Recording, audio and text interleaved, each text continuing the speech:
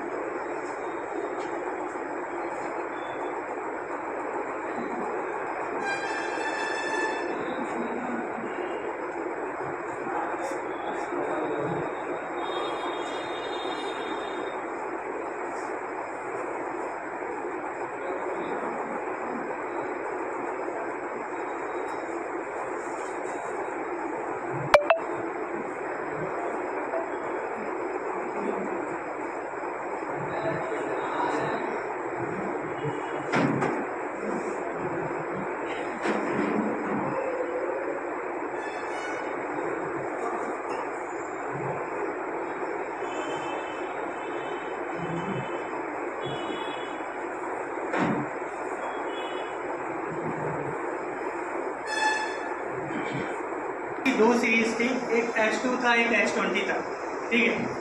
अब बेसिकली अब वीडियो कैमरे की बात करें तो कुछ चीज़ों के बारे में बात कर लेते हैं कि हमें अभी तक वीडियो कैमरे में कहाँ प्रॉब्लम फेस करना पड़ता था, क्या क्या समस्याएं आती थी, ठीक है। देखिए, सबसे पहले आपकी जो समस्याएं आती थी, अब होता क्या था कि हम लोग को कलर हमेशा एक्चुअल सेट करना पड़ता था, ठीक है, पहली समस्या। दूसरी समस्या ये थी कि हम लोग कभी भी कैमकॉर्डर से कभी क्लोजअप शॉट लेते थे जब, ठीक है, तो वहाँ पे क्या करता था, हम लोग क्लोजअप शॉट एक सिनेमैटिक जूम देने के लिए क्या करते थे, बहुत ज़्यादा जूम करते थे। और जब हम लोग जूम करते थे तो क्या करता था, वीडियो शेक होता था सभी लोग मिलता था ना, ठीक। और उसके बाद जो समस्या आती थी कि कैमरे के कभी भी इतने जूम के बाद जब शेक होती थी ना, पहले क्या होता था कि सारे घर में टीवी क्या होते थे, 19 इंची 21 इंची तक ही होते थे। अब क्या है, आपको नहीं पता कि पार्टी के घर में कितनी बड़ी टीवी है, ठीक, हो सकता है 55 हो सकता है 65 हो सकता है 43 हो, 32 आम हो गया है, ठीक। अब जितने बड़े LCD को वो देखेगा उतना ज़्यादा वो सेकिंग की प्रॉब्लम ज़्यादा उसको दिखेगी, जितनी छोटी सी टीवी देखेगा उतना सेकिंग प्रॉब्लम कम होती थी। अब समस्या यहाँ भी आ रही है कि हम लोग एक वीडियो बनाने के बाद पार्टी को देते हैं तो पार्टी कंपनी का तो भैया किसी शॉट में आपको बहुत ज़्यादा कैमरा हिल रहा है, देखने में मज़ा नहीं आ रहा है, ठीक, ये तो समस्या आती थी, ठीक। और तीसरी समस्या आपको क्या आती थी कि कैमकॉर्डर वगैरह से हम लोग अभी ट्रेंड की बात करें तो कैमकॉर्डर में आपका स्लो मोशन नहीं होता था, ठीक है। अब क्या होता है कि लेटेस्ट में जो भी अब मैंने कैमरा आपको दिखाया उस सब में ये सारे प्रॉब्लम का सोल्यूशन है। अब उस चीज़ों को आप लोग थोड़ा सा करके भी देखेंगे कि क्या आपको समस्या में क्या आपको निदान मिलता है, कितना हद तक आपको ये फैसिलिटीज मिलती है, ठीक है। ये भी पड़ती है कि हम लोग को लाइव टेलीकास्ट का भी काम मिलता है, ठीक है। तो होता है कि यूट्यूब और फेसबुक पे लाइव वगैरह का भी काम मिल रहा है, तो उसके लिए हमें क्या पड़ता है, कहीं ना कहीं कंप्यूटर कैप्चर कार्ड वगैरह का भी रिक्वायरमेंट पड़ता है। बट अगर लेटेस्ट में एक मॉडल X20 या X2 की तरफ जाते हैं तो ये सारी प्रॉब्लम आपकी खत्म हो जाती है। फेसबुक पे करना है तो उसकी की और पासवर्ड आपको कैमरे में इनबिल्ट पुटअप करना है। पुटअप करने के बाद मोबाइल से हॉटस्पॉट ऑन करिए, इसको वाईफाई कनेक्शन दीजिए और शूट करते रहिए और डायरेक्ट लाइव भी होता रहेगा। यहाँ पे आपको कोई भी कैप्चर कार्ड, कोई HDMI और कोई वायर की आपको कंप्यूटर की आपको, ठीक है। अब जो मैंने आपको पिक्चर बताया कि जो प्रॉब्लम हम लोग को फेस करना पड़ता था, उस प्रॉब्लम को यहाँ पे किस तरीके से ये कैमरा हैंडल करता है वो चीज़ों को भी हम लोग देख लेते हैं। अब देखिए, एक बार जो पहले हम लोग जूमिंग का सेकिंग का बात करते हैं, इस सेकिंग की प्रॉब्लम जो आती थी हम लोग एक बार जूम करके देखते हैं कि कैसी प्रॉब्लम आती थी। अब इस कैमरे में कैसी अब ये वो प्रॉब्लम नहीं है।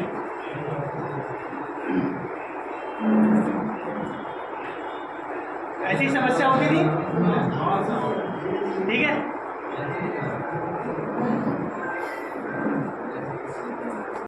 OIS कैमरा में हमेशा ऑन रहता है।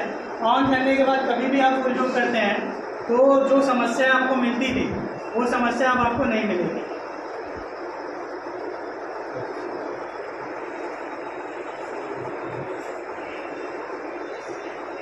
देख रहे हैं,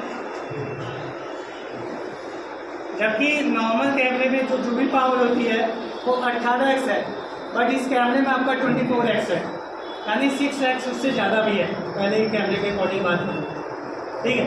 उसके बाद भी यह समस्या नहीं आ रही। अब दूसरी चीज़ है कि जो हम लोग कलर की बात कर रहे थे कि कलर हम लोग को सेट करना पड़ता था, ये करना पड़ता था, बट अब लेटेस्ट में जितने भी कैमरे हैं उसमें क्या है कि यहाँ पे आप टच स्क्रीन पर टच रखिए, ठीक है, यहाँ पे प्रोफाइल आ जाती है। प्रोफाइल में जैसे हम लोग DSLR में प्रोफाइल सेट कर लेते हैं वैसा कलर हो जाता है, वैसे इसमें भी है। आपको जैसा आपको कलर चाहिए वैसा यहाँ पे आपको कलर का प्रोफाइल बना है, आपको कलर उस अकॉर्डिंग तो चॉइस करिए और वैसा ही सेम कलर पाइए, कोई वाइट बने कोई कलर आपको सेट नहीं करना, ठीक है। अब एक सबसे बड़ी समस्या पता है क्या होती थी, हम लोग तो मान लीजिए एक तरीके से मैनुअल चलाते हैं तो आपका शटर, आपका आईरिस हो गया, गेन हो गया, ये सब सेट करने के बाद लाइट को कंट्रोल कर लेते हैं। लेकिन क्या हमारे अपने बंदे को जब भेजते हैं वो मैनुअल चलाता है? नहीं चलाता। ठीक।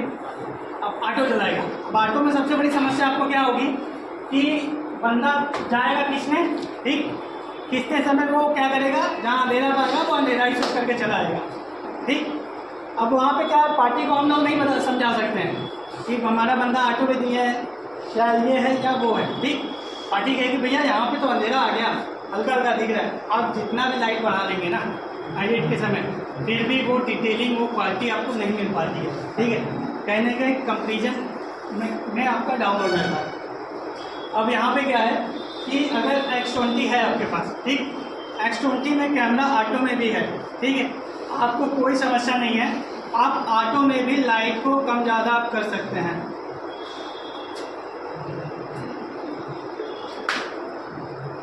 कैमरा ऑटो पे देख लीजिए, ठीक है, ऑटो में भी हम लाइट को कंट्रोल कर सकते हैं।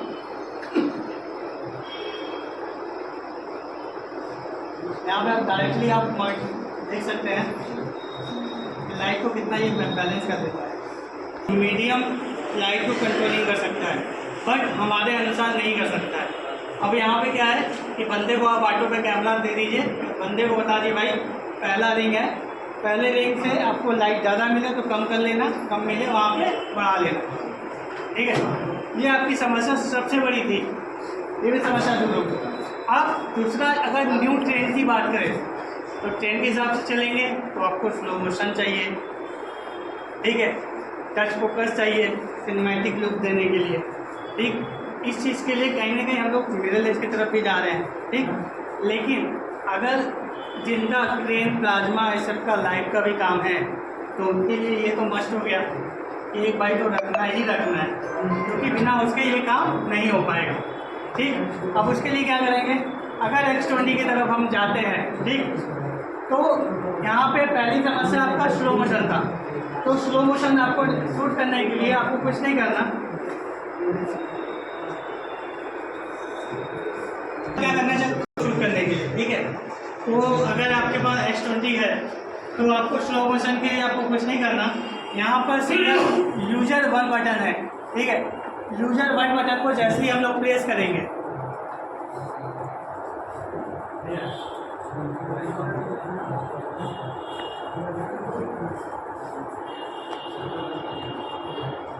तो जैसे ही यूजर 1 को हम लोग प्रेस करेंगे तो LCD पे आपको दिख जाएगा कि फॉर्मेट के नीचे S और स्लो लिख दिया। तो ऐसा स्लो का मतलब हो गया कि स्लो मोशन आपका ये एक्टिव हो गया, ठीक है। अब जो भी आप शूट करेंगे यहाँ पे आपका स्लो मोशन में ही शूट होगा। एक बार स्लो मोशन हम लोग शूट करके एक बार देख लेते हैं।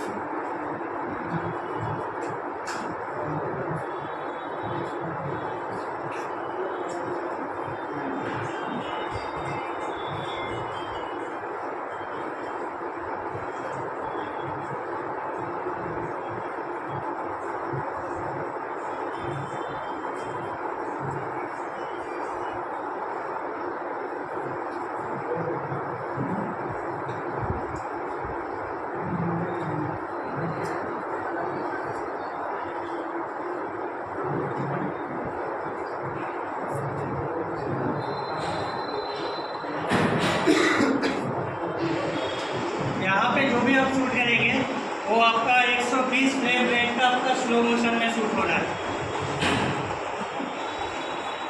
तो इन कैमरा आप वीडियो कैमकॉर्डर से भी आप एक स्लो मोशन एक अच्छी चीज़ें आप निकाल सकते हैं, ठीक है। अब दूसरी बात करते हैं हम सिनेमैटिक का जो बात कर रहे थे कि कैमकॉर्डर में अगर टच फोकस अगर दे रखा है तो एक कुछ हद तक हम लोग सिनेमैटिक शूट को भी क्रिएट कर सकते हैं, ठीक है। वो भी हम लोग करके देख कुछ कहना चाहते हैं क्या। यहाँ पे येलो कलर का आपको एक फोकस दिख गया, ठीक है। फोकस को रिंग से हम लोग छोटा बड़ा भी कर सकते हैं, ठीक है। दिख रहा है ना आपको, येलो कलर का हाईलाइट है ग्रीन में। तो हम लोगों ने टच को ऑन कर दिया यहाँ पे 3 नंबर यूजर बटन से। जैसे ही टच को ऑन किया, अब ये फोकस को हम लोग टच से क्रिएट कर सकते हैं। टच जिसको करेंगे उस चीज़ को फोकस करेंगे, ठीक है। ये चीज़ें भी एक बार हम लोग करके देख लेते हैं। अरे भैया को मैंने फोकस किया, ठीक है। अब इनके बगल वाले भैया जो है आपका फोकस है।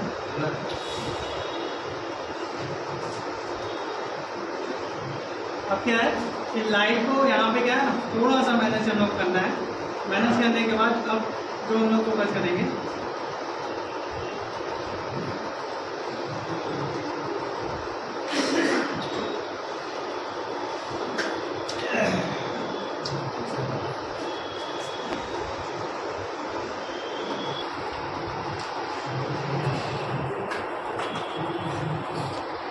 पहले मैंने भैया पीछे एकदम फोकस किया, देखिए यहाँ पे ये मैंने पीछे डाला, फिर मैंने आप पे डाला।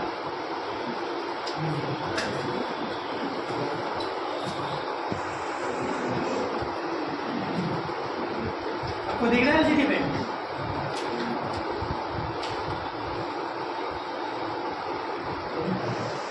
तो यहाँ पे हम लोग टच फोकस को भी किसी भी चीज़ को सिनेमैटिक लुक को क्रिएट कर सकते हैं।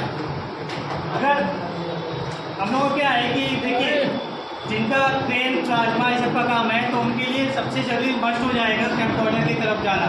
अगर कैमकॉर्डर की तरफ जाते हैं तो आप कभी माइंड में रखिएगा कि हमारे पास कैमकॉर्डर है तो हम लोग चीज़ों को नहीं कर सकते। यहाँ पे अगर आप X20 पैनासोनिक X20 की तरफ जाते हैं तो ये सारी चीज़ों को आप इन कैमरा ही कर सकते हैं, ठीक है। और सबसे बड़ी बात बताऊँ कि देखिए कैमरा कोई भी हो बहुत ही फ्रेंडली होना चाहिए। फ्रेंडली का मतलब ये हो गया कि हमारे पास चाहे वो DSLR हो चाहे वो कैमकॉर्डर हो, होना ये चाहिए कि हम लोग फटाक से सेट कर लें। अब क्या होता है कि कहीं भी हम लोग वेडिंग साइट पे जाते हैं वहाँ पे हम लोग को पार्टी टाइम नहीं देती। तो मान लीजिए कपल हम लोग को टाइम देगा तो उनको जो पेरेंट्स है वो टाइम नहीं कहेंगे भैया जल्दी करो जल्दी करो। अब दूल्हा दुल्हन चल के आ रहे हैं, अब आपको करना है स्लो मोशन। क्या है मेनू में जाएंगे, फ्रेम रेट चेंज करेंगे तो स्लो मोशन लगाएंगे, तब तक पता चला आपके पास तक आ जाए, या हो सकता है स्टेज तक चला जाए, ठीक। अब यहाँ पे क्या है कि अगर आपके पास इको फ्रेंडली है, जैसे इस कैमरे में हमने बात किया, ठीक है, तो एक नंबर आपको बटन आया, बस तुरंत ऑन कर दिया, ऑन करके आप चलते गए और शूट होता गया। तो इस तरीके से बहुत ही ईजी होना चाहिए, क्योंकि आप टाइम सबसे जितना टाइम आप सेव करके चलेंगे उतना आपके साथ पार्टी भी अच्छा बिहेव करेगी और उतना अच्छे से आप चीज़ों को क्रिएट कर सकेंगे। चाहे वो स्लो मोशन हुआ चाहे सिनेमैटिक हुआ, किसी भी चीज़ को बहुत ही ईजी तरीके से कर सकते हैं, ठीक है। बाई चांस आपके अलावा अगर किसी बंदे को आप भेज देते हैं तो उसके लिए भी ये ईजी है कि आपने बता रखा है कि भैया आप चाहोगे तो ऑटो में शूट करना है आपको। पहला वाला याद रखना लाइट का है, हो गया लाइट को यहाँ से कंट्रोल कर दिया, ठीक है। अब उसको बता दिया जहाँ पे स्लो मोशन का ज़रूरत पड़ेगा वहाँ पे एक नंबर का बटन दबाया और दबा के जो भी शूट करने के बाद एक नंबर बटन दबा देना, वो ऑफ हो जाएगा, ठीक। आपको टच फोकस करना है, ठीक है, क्लोजअप शॉट लेना है तो आप 3 नंबर का बटन दबाना, फोकस ऑन हो जाएगा, फोकस करके आप कर लेना। और दूसरी समस्या जो क्या होती थी, लाइट कलर की होती थी। अब ज़्यादा होता क्या है कि अपना है कैमकॉर्डर में तो क्या होता है कि कैल्विन वगैरह सेट करना होता है, तो कैल्विन सब लोग नहीं सेट कर पाता। एक एक्यूरेट आइस को नहीं समझ में आता है, बहुत ही प्रोफेशनल होते हैं उन्हीं लोग को वो एक्यूरेट बहुत ही कर पाते हैं, ठीक है। यहाँ पे आपको कैल्विन से भी नहीं खेलना। यहाँ पे आपका प्रोफाइल बना हुआ है, टच किया, जिस प्रोफाइल गया वैसा कलर मिला वो शूट कर दिया, वहाँ पे कैल्विन की भी समस्या दूर हो गई, ठीक। और चौथी आपकी समस्या क्या होती थी, कभी भी जूम के समस्या क्या होती थी, क्लोजअप शॉट। देखिए होता क्या है किसी भी वीडियो में या किसी भी फोटो में क्लोजअप शॉट बहुत ही मस्त होता है, वो एक तरीके की जान होता है, ठीक है। पूरा वीडियो आपने क्रिएट किया, उसमें जितने भी क्लोजअप शॉट होते हैं वो वीडियो का पूरा जान होता है, समझिए। वो कपल या फिर उनकी फैमिली या जहाँ भी बन के गया उनके सारे रिलेटिव क्या होते हैं उस चीज़ को बहुत ही गौर से देखते हैं कि एक ब्राइडल उस दिन थी, उस दिन ये ग्रूम था, इस तरीके का दिख रहा था। और वहीं पे आपने अगर सेट कर दिया तो वहीं पे तो मज़ा हो गया, क्योंकि वो उसके जान था, वही अच्छा था। ये बढ़ा दिए सारा निशान है। इस कैमरे के साथ अगर जाते हैं तो आप हर तरीके के प्रॉब्लम का सॉल्यूशन है। दूसरी, आप अगर इस टाइम का बहुत ही क्रेज चल रहा है, देखिए आजकल क्या है कि जगह जगह बाबा का सत्संग, ये वो रामायण, बहुत सारी चीज़ें हो रही हैं, किन चीज़ों में आप लोग की ज़रूरत पड़ती है वो लोग आपको बुलाते हैं, ठीक। लेकिन अब क्या हो गया है, जब से कोविड आया, कोविड के बाद से क्या हुआ कि फेसबुक और यूट्यूब पे लाइव का क्रेज बहुत ज़्यादा बढ़ गया, ठीक। अब आपको पार्टी कहेगा भैया मेरा शूट भी करना है, आपको लाइव भी करना है, लाइव का क्या लोगे और इसमें आपने सिस्टम में डाल दिया, डालने के बाद मोबाइल से हॉटस्पॉट ऑन किया, इसको कनेक्ट किया और इसी कैमरे से आप शूट भी करते हैं और लाइव भी हो रहा है, यानी एक ही कैमरे से आप डुअल काम करते थे। यहाँ पे इस तरीके का वर्क आप इस कैमरे से आप कर सकते हैं। अगर इस कैमरे के बारे में और कोई कन्फ्यूजन या वीडियो कैमरे में और क्या समस्या आती थी जो आपको लगता है कि इस कैमरे में है कि नहीं है, ऐसा कोई चीज़ें हो तो आप हमको बताइए। कैसे करेंगे इससे हाँ, लाइव के लिए देखिए बता दूं मैं सिंपल सा, इसमें लाइव के लिए आपको जाना होगा मेनू में, ठीक है।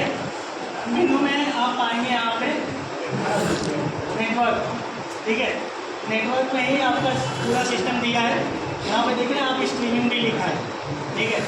इसमें आप जाएंगे, यूट्यूब की आईडी और पासवर्ड इसमें डालेंगे, ठीक है। डालने के बाद वाईफाई है, वाईफाई को उसको ऑन करेंगे, जैसे कोई भी मोबाइल में हॉटस्पॉट ऑन किया दूसरे मोबाइल से वाईफाई ऑन करके जैसे कनेक्शन करते हैं, सेम एलिटी उसको इसी तरीके से इसमें कनेक्शन देना है।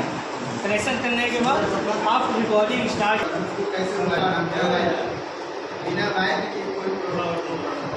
बिना वायर का यूट्यूब इस पर यूट्यूब की आईडी पासवर्ड इसमें डाल दीजिए, आपका मल्टीमीडिया। सर मैं यूट्यूब फेसबुक ना कि टीवी,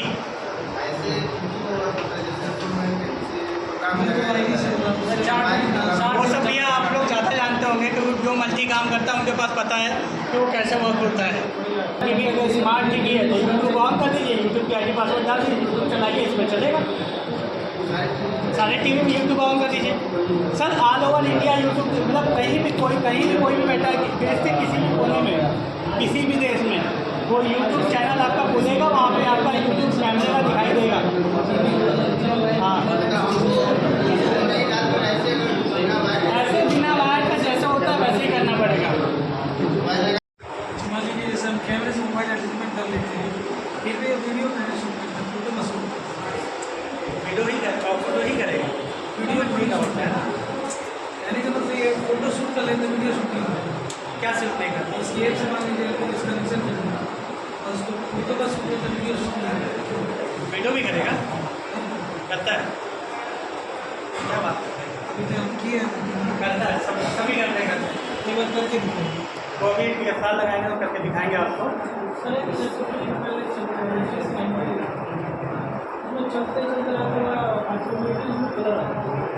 देखिए अब उसके लिए क्या हो, पहली चीज़ कि देखिए आप लोग जो भी कैमरा लेते हैं, कैमरे का हमेशा फर्मवेयर पे हमेशा ध्यान रखा करिए कि कंपनी के साइट पे हमेशा चेक किया करिए कि आपका फर्मवेयर लेटेस्ट में कोई आया है या नहीं आया है, ठीक है।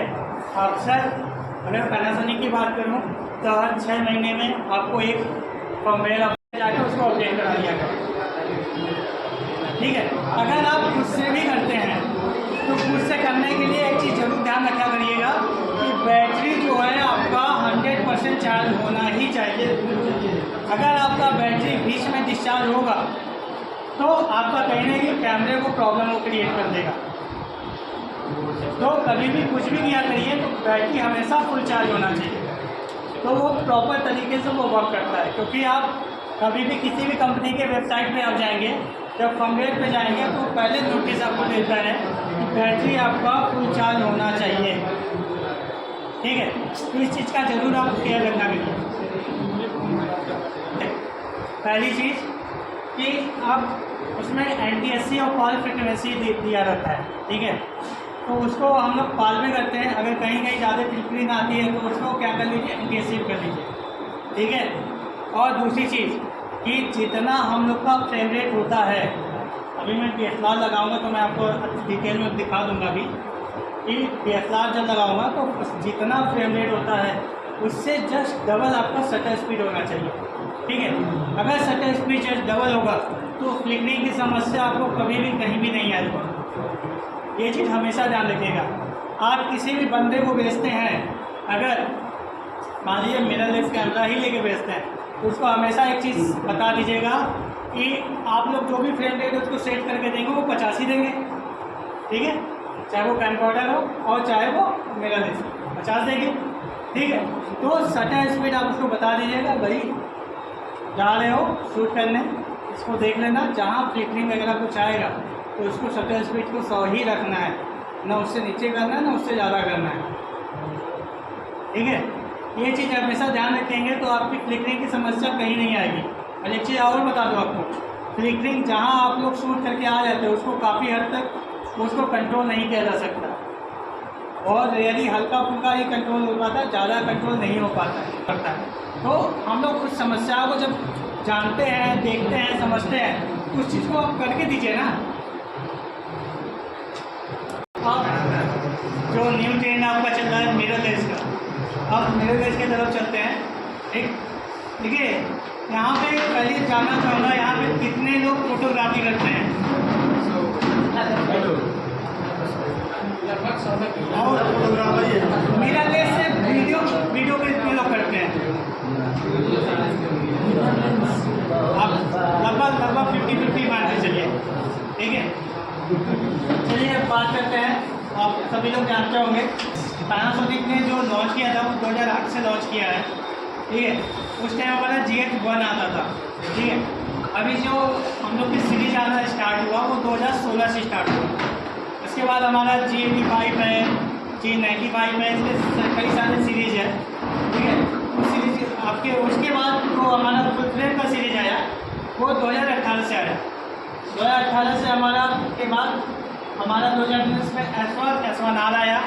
देखिए मिररलेस में हमेशा फुल फ्रेम में आप दो कैटेगरी देखते होंगे, एक आपका 24 मेगापिक्सल में और वीडियो फोटो दोनों बोर्ड के लिए होता है, और एक हाई रेजोल्यूशन का फुल फ्रेम आता है, ठीक है। इसको हाई मेगापिक्सल में भी कहते हैं, ठीक है।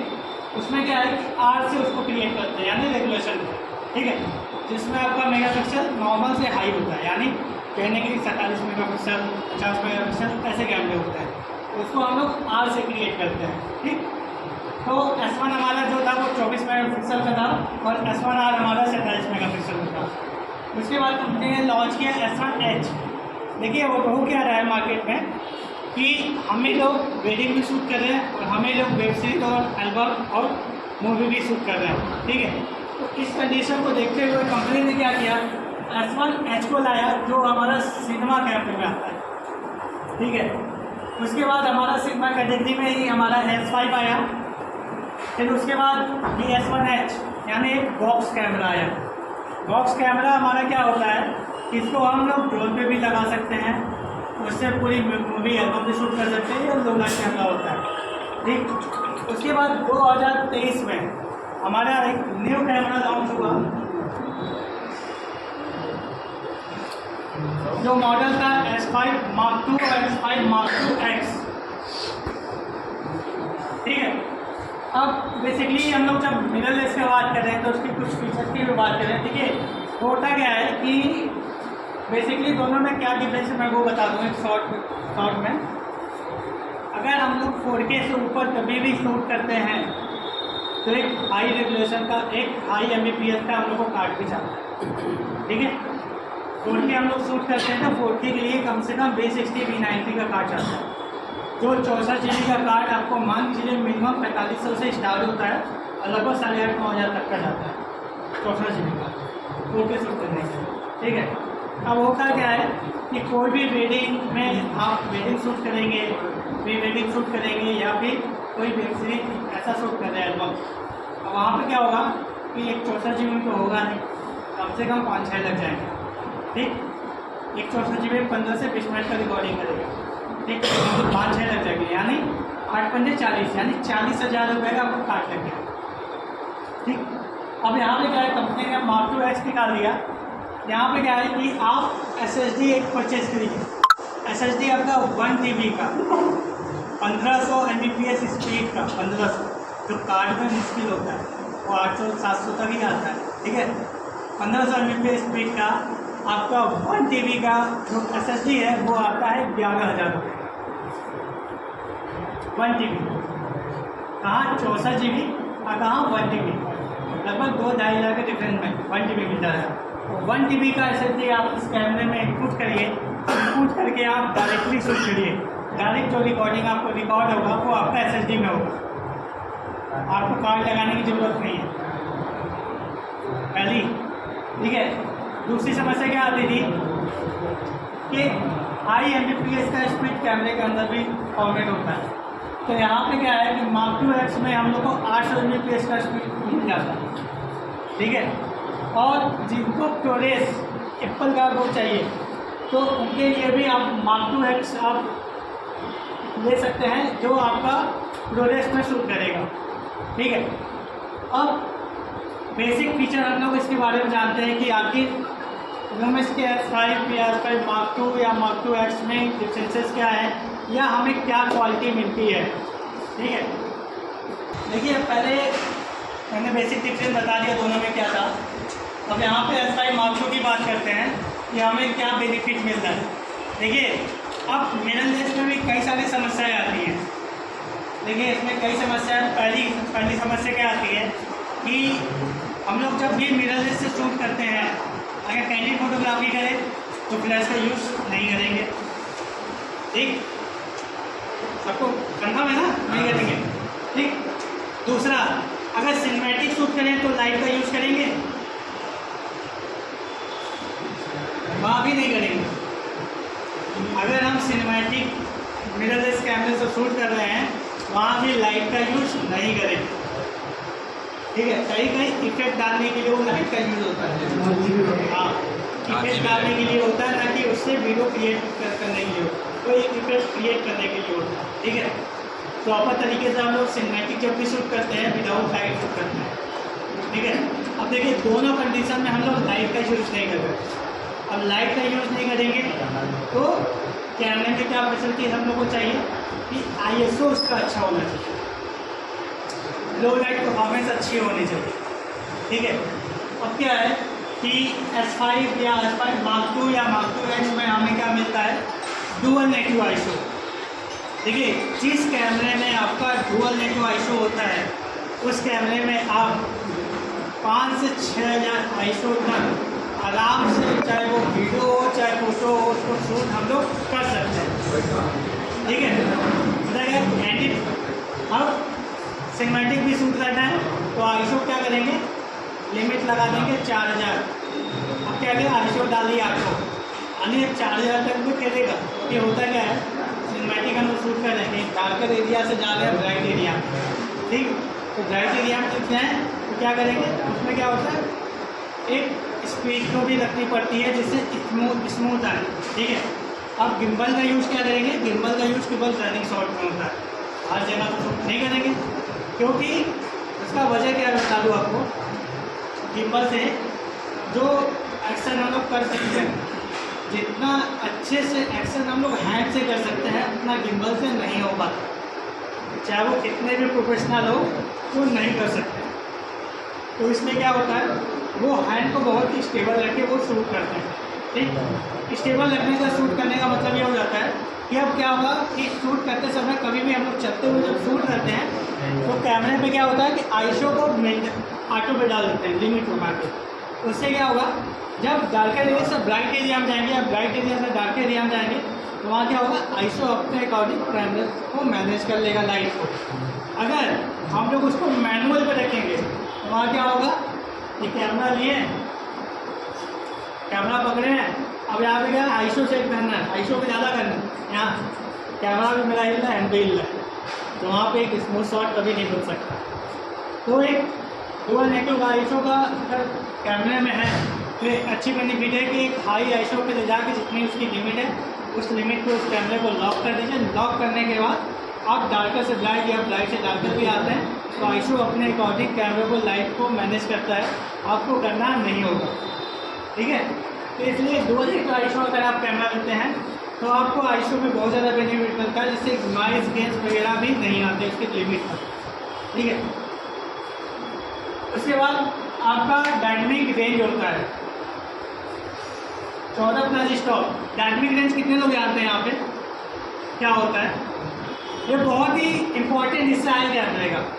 कैमरा आप चाहे किसी कंपनी का परचेज करिए, लेकिन ये सब चीज़ें जो मैं बताऊंगा ना वो सारे कंपनी के लिए बताऊंगा कि ये सब चीज़ें बहुत अहम हिस्सा होता है आप लोगों के लिए, कि अगर आपके कैमरे ये चीज़ें होती हैं या इतनी अच्छी होती हैं तो इस तरीके का फोटोग्राफी और वीडियोग्राफी हम लोग और अच्छा कर सकते हैं। होता क्या है ना कि हम लोग अब फेसबुक, इंस्टा वगैरह सब देखते हैं, पार्टी आती है, भैया मुझे ऐसी फ़ोटोग्राफ खिंचवानी है।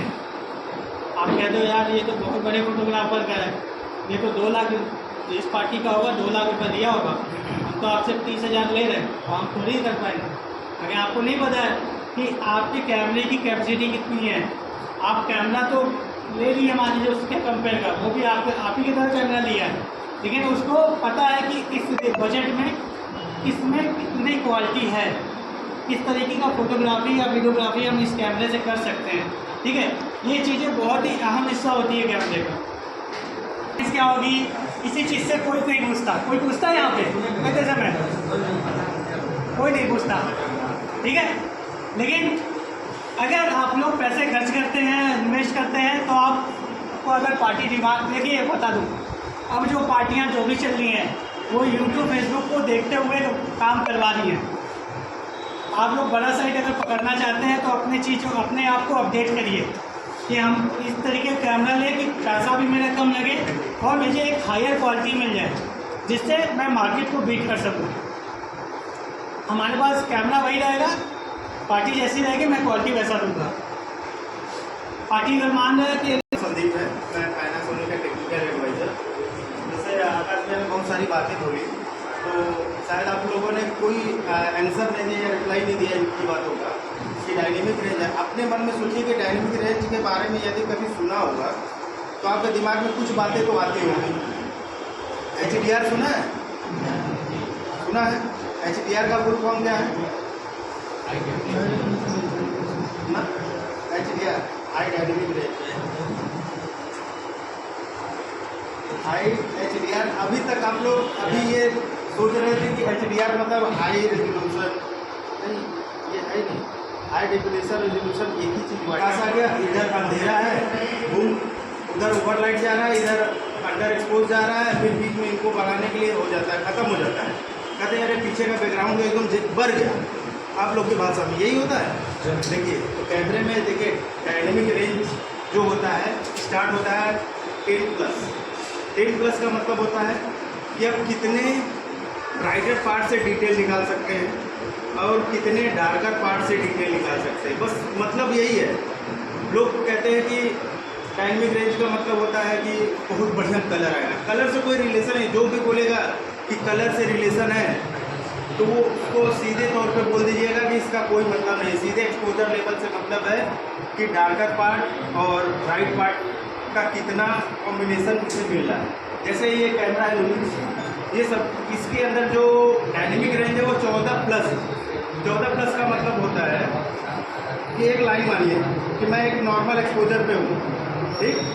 अब मुझे क्या है कि एक वीडियो ले लिया, उसको एडिट कर रहा हूँ, उसमें क्या है कि डार्कर पार्ट बहुत ज़्यादा है, तो ये क्या करें, डार्कर पार्ट का डिटेल -8 स्टॉप तक का ले सकता है। कि आपको डिटेल चाहिए ना तो लेफ्ट साइड चले जाइए, ये पूरा डिटेल इधर दिखाएगा, +6 आपका हाईलाइट का, मतलब 8 से 14। ये होता है कि आपके मिड रेंज जो एक्सपोजर वैल्यू देखते होंगे कैमरे पर 0+- होता है, कभी बढ़ता है कभी घटता है। तो ये क्या करता है +6 और -8 से पूरा डिटेल निकाल के देता है। जैसे सिनेमा में क्या होता है कि सारी चीज़ें देखेंगे ना, आप भी शूट करना चाहते होंगे लेकिन आप क्यों नहीं कर सकते।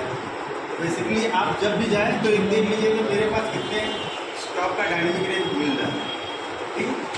देखिए इसका सिंपल वे में एक चीज़ मैं बता दूँ कि एक नॉर्मल वे में बता देता हूँ कि डायनेमिक रेंज जब हम लोग बात करते हैं, जिस कैमरे में जितना ज़्यादा डायनेमिक रेंज होता है, कोई भी फोटोज़ या वीडियोज हम लोग बनाते हैं, तो जाहिर सी बात है मैं यहाँ पे खड़ा हूँ, यहाँ पर हो सकता है लाइट ज़्यादा हो, यहाँ पे लाइट कम हो, ठीक। आपने एक वाइड एंगल का फोटो क्लिक किया, ठीक। अब डायनेमिक रेंज अगर ज़्यादा होता है तो ज़्यादा स्टॉप तक हम लोग जब एडिट पे बैठते हैं, जितना स्टॉप को लाइट बढ़ाते हैं, अगर डायनेमिक रेंज अच्छा होता है उतना स्टॉप को लाइट बढ़ाने तो वो डिटेल हमें मिलता है। अगर डायनेमिक रेंज कम होता है लाइट बढ़ाने तो लाइट तो बढ़ जाएगी डार्क एरिया में, लेकिन डिटेल क्या होगी, हैजी हो जाएगी, हैजीनेस हो जाएगी, आपको डिटेल नहीं दिखेगा। ये सिंपल सा फर्क होता है। सही ऐसा कैमरा होता है। तो शटर स्पीड जो मिनिमम हम लोग रखते हैं, तो कितना शटर स्पीड आप लोग रखते हैं कोई भी फोटोग्राफी खींचने की? 125, 125, 100, 125, 160 ये रखते हैं, ठीक है। कैंडी के लिए 200 रहता है, कैंडी के लिए ठीक 200 रहता है, ठीक है। हमारा सब्जेक्ट यहाँ पे स्टेबल है, ठीक है। कपल ऐसे साथ में खड़े हैं, तो शटर स्पीड क्या रखेंगे? शटर स्पीड 7.1 शटर स्पीड 125 रहेगा। लगता है कि ये कितने शटर स्पीड पे होगा? कहीं सेकी वगैरह कुछ दिख रहा है?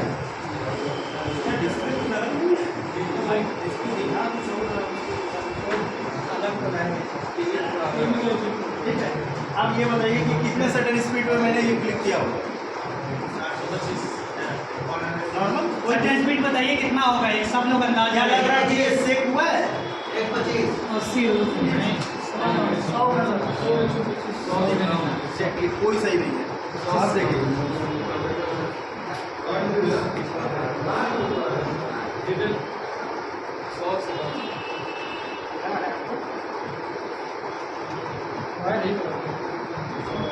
ये कितना है?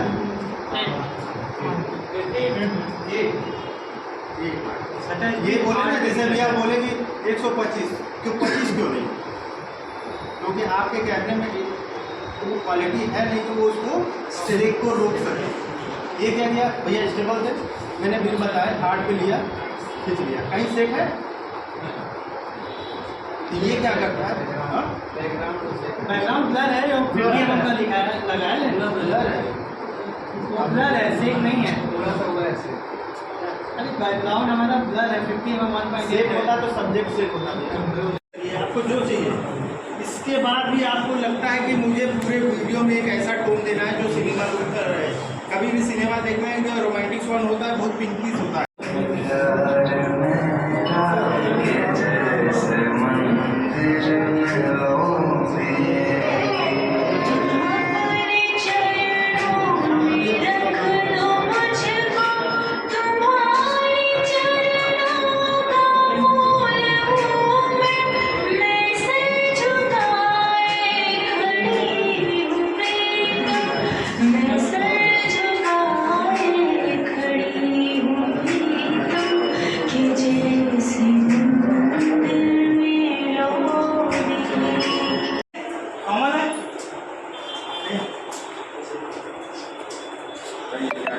कुछ नहीं करना,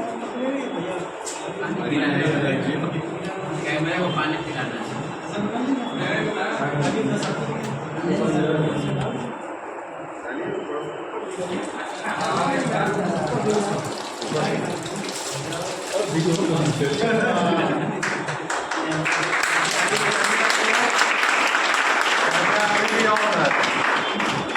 देख लीजिए आप लोग, कैमरा अभी भी ऑन है।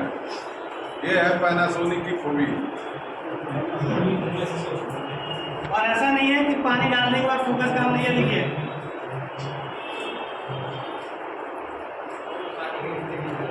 ठीक है, वीडियो कर रहे हैं कोई देखिए पानी नहीं, पानी है से बता ये